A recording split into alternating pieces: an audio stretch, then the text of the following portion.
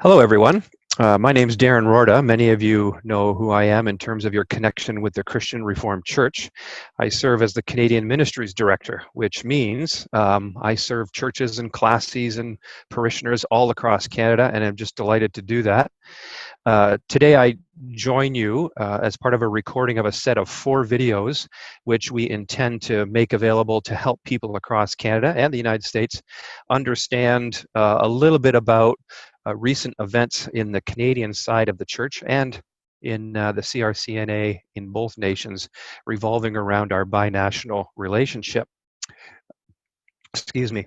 I am joined today by Greta Limas, who is one of the board members of something we call Canada-Corp, made up of 12 delegates from each one of the classes across Canada, elected by the classes, and then rounded out for a total of 15 members with 3 additional people who come with particular expertise. Greta is from the Ottawa area, so part of Classis Eastern Canada, and she is one of those at-large members because of her particular expertise. And I'm just delighted that she's on the board, especially at this time. It was a God thing in terms of her joining the Canada-Corp at this time. We didn't think to ourselves, we need somebody with this level of expertise in this area of the Canada Revenue Agency regulations. She was actually a member before so much of this came to be, and then we said, look what God did. God put Greta on our board, and we're just so happy. So I'm going to turn it over to her and allow her to explain why she's joining today, what she's going to teach us about the Canadian Revenue Agency regulations about direction and control, which are fundamental to the foundational behaviors of what's been going on in the church. And then you will be informed, and then we'll just simply close off our time together. So Greta, I will leave it to you as I turn off my video. Go ahead, Greta. Thank you, Darren. So I am Greta. I have worked in the charitable sector for over 25 years for 2 different charitable organizations in that time. My role has been heavily involved in the finances related to those charities that have employed me. I am responsible for the submissions to government organizations for the charity that I'm with, and so I'm fairly familiar with the requirements because it's been my role to keep on top of them. I have participated in some semi-audits from CRA, and so when these topics came up around the table of the Council of Delegates, was somewhat familiar to me, and yes, it was appropriate for me to be involved at this time. So there has been a lot of communication recently about the work of the CRCNA Canada Corporation and the Council of Delegates here in Canada, and people have been asking questions. So I'm happy to put forward this presentation and hopefully just explain a little bit about what's been going on and what is yet to come. So I have shared my screen. I'm hoping that you can see it well, and we will go from here. So what are we talking about? That's where we're going to begin. And then we're going to take a look at Canadian charity privileges and the regulations that Canadian charities live under here in Canada. We're going to take a little look at the current status of the CRCNA Canada Corporation and where we go from here. So what are we talking about? Well, many Canadian CRCers over the years have kind of wondered about our relationship with the CRC in the USA. Questions have been asked over time, and those questions were made a little more official recently. So people have been wondering about things like, how is money allowed to flow back and forth across borders? Because it seems that other charities are not able to do that. How can decisions that are made in Grand Rapids be required to be carried out here in Canada? How can a dual nation synod hold the final say on so many important matters of the church? How can a Canadian Director of Ministries report to an American Executive Director? That's how it's always been. How can we legally exist as a dual nation CRCNA? And how can decisions made by a body that's made up of 70% Americans, 30% Canadians, affect us so much here in Canada? That's kind of what we're talking about. So the questions were asked. The CRCNA Canada Corporation Board of Directors some time ago received questions, actually over the years, I would say. But recently, they received letters from churches asking some of these questions and searching for some answers. So they went to find out what was going on, what was acceptable, where we stand in that regard as the Canadian CRC. They looked for legal opinions from top charity lawyers in this country. They went to the Canadian Council of Christian Charities and others to get that important advice. At this point, the CRA, the Canadian Revenue Agency, is not involved in any of this process and knows nothing about all this work that is going on. But should they become involved, they will likely give some time to us because we've already begun working on solutions. That's what they're looking for. And they know that this takes time, but it was important to get started. And why is this important?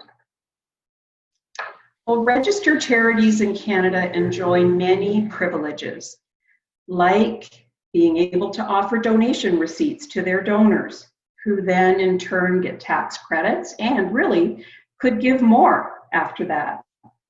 Charities can accept money from other charities, like is the case with the support of the CRCNA in Canada. They are supported by local churches and by classes. Charities in Canada don't pay property taxes on the land that they own.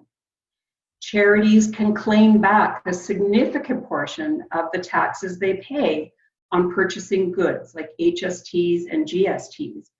And whether those goods are for operations or whether those goods are for building buildings where it becomes very large numbers, charities can claim back a big portion of those taxes. So it's important to stay on side as a charity, because in order for them to be able to take advantage of these, they have to abide by the Income Tax Act and Canada Revenue Agency rules and regulations, or all those privileges can be taken away quite quickly, actually. The result of that is no donation receipts can be issued to donors, so there's no tax credits for them. Paying full taxes on income or property by the organizations involved, no GST and HST credits. They could pay considerable penalty taxes actually with interest because the CRA can look back for several years. When a charitable status is in question, they are jeopardizing their board of directors as they can be named as ineligible individuals. And that carries with it a lot of implications for those individuals, including that they cannot serve on other boards for a period of about 5 years. If a charity is in question, they may need to transfer all their assets to another qualified donee, another charity. And if a charity's privileges are actually revoked, their name is widely published. So all of Canada would know that that charity no longer carries its status. So deviating from these regulations can mean a lot and can result in significant implications. The classes and the local churches could no longer support a denominational center if they did not carry that charitable status. And they could be affected going back many years. So it is important to know what the charity privileges are. So what are the regulations then that charities have to live under? Let's take a look at that. The board of a Canadian charity is responsible to show that the charity always maintains direction and control over the use of its resources. That can embrace many things, of course, in carrying out its charitable activities. So you can imagine that this single statement contains volumes on clarity about how Canadian charity must carry out its activities. The Christian Reformed Church in North America, Canada-Corporation, that's the name, is a registered charity and a Canadian corporation, operating under registration number 856901285RR002. So it's all very official. And as such, we must comply with regulations set out by the CRA and the Income Tax Act and by Corporations Canada.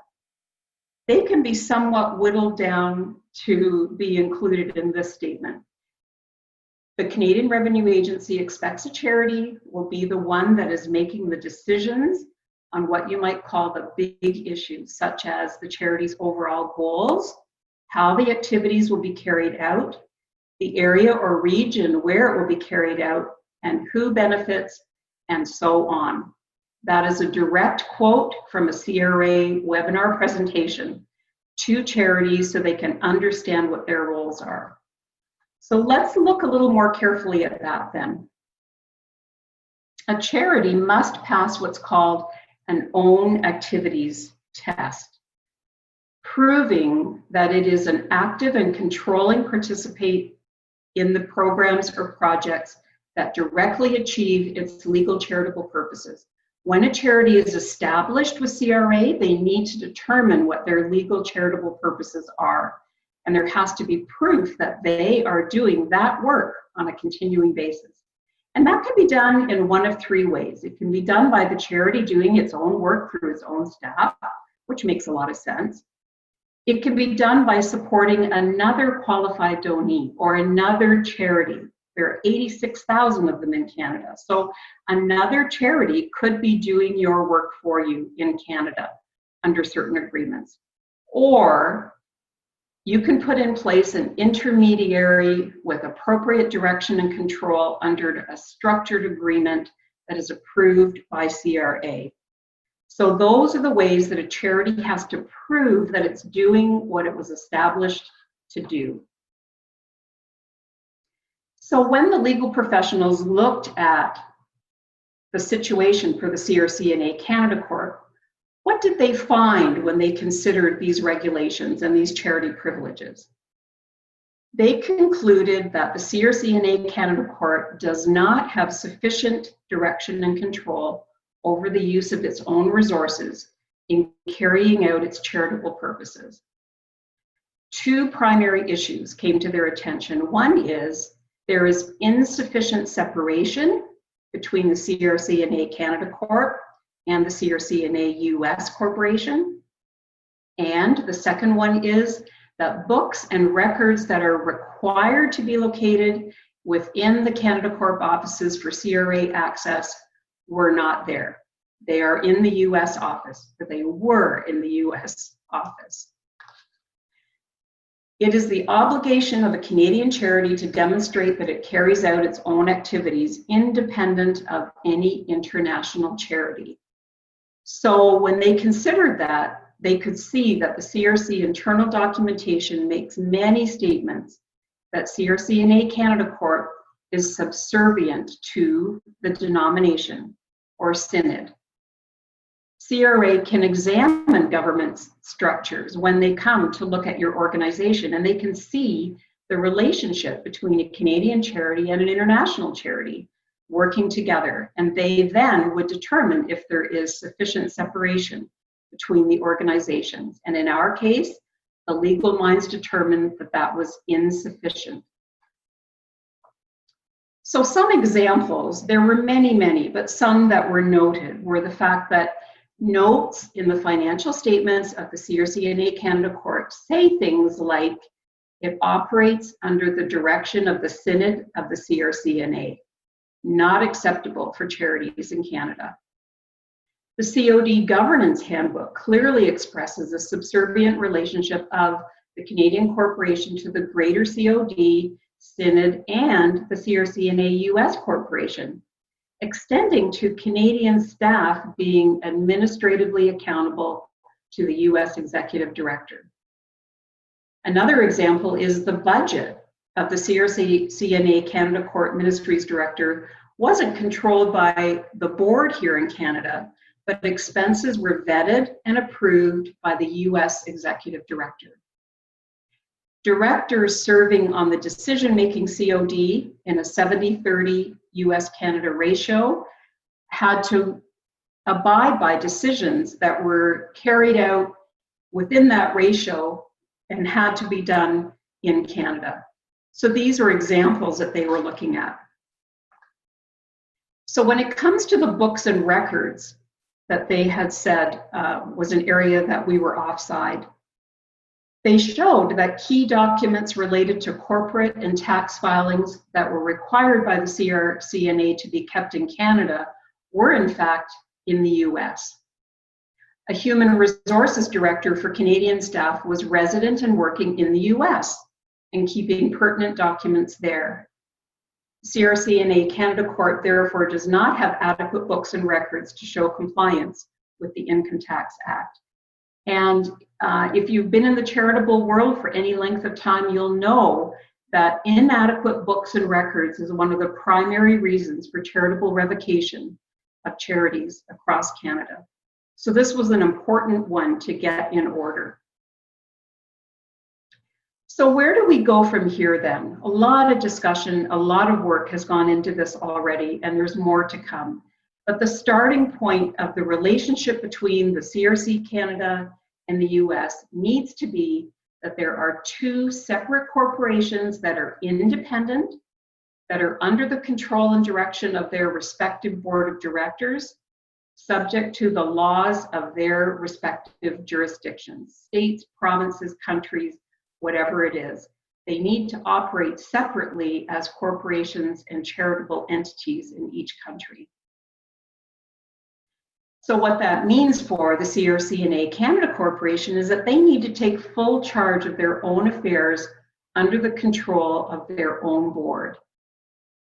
But the coordination of faith matters only should be considered under a common synod or the COD. That's where the church denomination as the Christian Reformed Church stays together. And an agreement needs to be established for intermediaries like the US corporation doing work for the Canada Corporation and vice versa. Proper documentation needs to be put in place. So let's take a look at a little more detail on each of those for just a few minutes. So if the CRCNA Canada-Corp is to take full charge of its own affairs, what does that really mean? Well, very quickly, it would mean that it manages and controls all of its own financial affairs and its own human resources, its own staff. It manages its own board governance and corporate policies. It manages its own accountability and assessment and performance structures for the board and the staff. That would all be done within Canada. It manages its own vision and mission and strategic plan to carry out its ministry within our country. It manages its own agenda and timelines and activities, and it manages its own unique contextualization in serving the local Canadian churches and classes. And it determines its own collaboration with the CRCNA US Corporation, which of course is important as we are still a common denomination across two borders. Now on the second point, the coordination of faith matters only would be done under Synod and under the COD.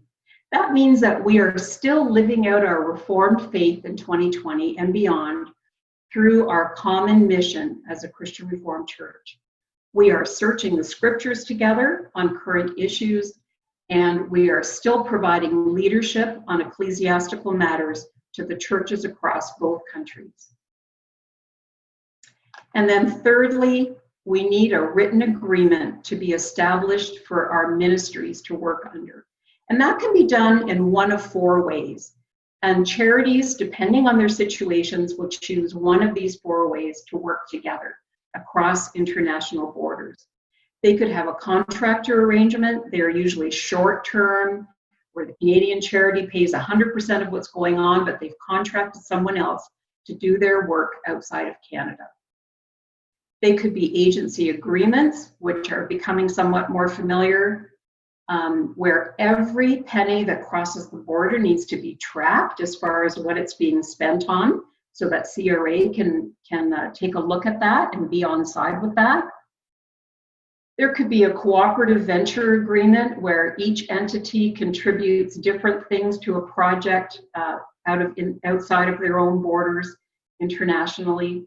But the one that fits our situation the best would be joint ministry agreements, where each country, Canada and the US, puts money into a joint account to accomplish a project, pooling all resources, like staff, like mission and vision, like finances, and that is already being worked on as we speak.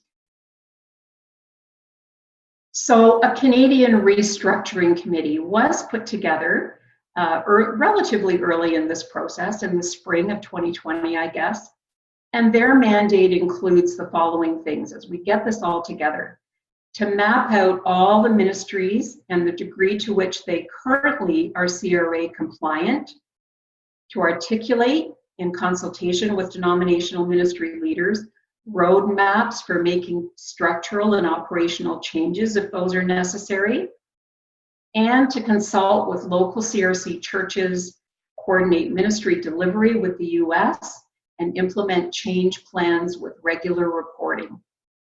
So as our legal counselors had suggested in the early days of examining this, get moving, get things changing, which is exactly what is going on and still will go on for a while. So hopefully some of these details that we've now put in place will be helpful in all of us understanding what has happened and what's going on. Excellent. Thanks so much, Greta. If you would be kind enough to stop sharing your screen, that'll just embolden us a little larger. Sorry. That's great. No, that's great. Thank you. You know, as you talk, it makes me so much think about how many times over the course of this last several months that someone, even myself, would mention why we do what we do.